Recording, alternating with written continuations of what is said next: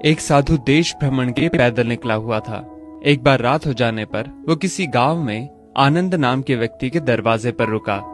आनंद ने साधु की खूब सेवा की। दूसरे दिन आनंद ने बहुत सारे उपहार देकर साधु को विदा किया। साधु ने आनंद के लिए प्रार्थना की, भगवान करे तू दिनों दिन बढ़ता ही रहे। साधु की बात सुनकर आनंद हंस पड़ा और बोला, अरे महात्मा जी, जो है ये भी नहीं रहने वाला। साधु आनंद की ओर देखता रह गया और वहां से चला गया। 2 वर्ष बाद साधु फिर आनंद के घर आया और देखा कि सारा वैभव समाप्त हो गया है। पता चला कि आनंद अब बगल के गांव में एक जमींदार के यहाँ नौकरी करता है। साधु आनंद से मिलने गया। आनंद ने अभाव में भी साधु का स्वागत किया। झोपड़ी में फटी चटाई पर बिठाया, खाने के लिए सूखी रोटी दी। दूसरे दिन जाते समय साधु की आंखों में आंसू थे। साधु कहने लगा, हे भगवान, ये तूने क्या किया? आनंद पुनः हंस पड़ा और बोला, महाराज, आप क्यों दुखी हो रहे हैं? महापुरुषों ने कहा है कि भगवान इंसान को जिस हाल में रखे, इंसान को उसका धन्यवाद करके खुश रहना चाहिए। समय सदा बदलता रहता है और सुनो, ये भी नहीं रहने वाला। साधु मन ही मन सोचने लगा, मैं तो केवल भेष से साधु हूं, सच्चा साधु तो तू ही है आनंद। कुछ वर्ष बाद साधु फिर यात्रा पर निकला और आनंद से मिला तो देखकर हैरान रह गया कि आनंद अब तो जमींदारों का जमींदार बन गया है। मालूम हुआ कि जिस जमींदार के यहाँ आनंद नौकरी करता था वो संतान विहीन था।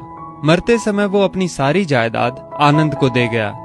साधु ने आनंद से कहा, अच्छा हुआ वो जमाना गुजर गया, भगवान करे अब तू ऐसा ही बना रहे। ये सुनकर आनंद फिर हंस पड़ा और कहने लगा, महाराज, अभी भी आपकी नादानी बनी हुई है। साधु ने पूछा, क्या ये भी नहीं रहने वाला? आनंद ने उत्तर दिया, हाँ, या तो ये चला जाएगा या फिर इसको अपना मानने वाला ही चला जाएगा।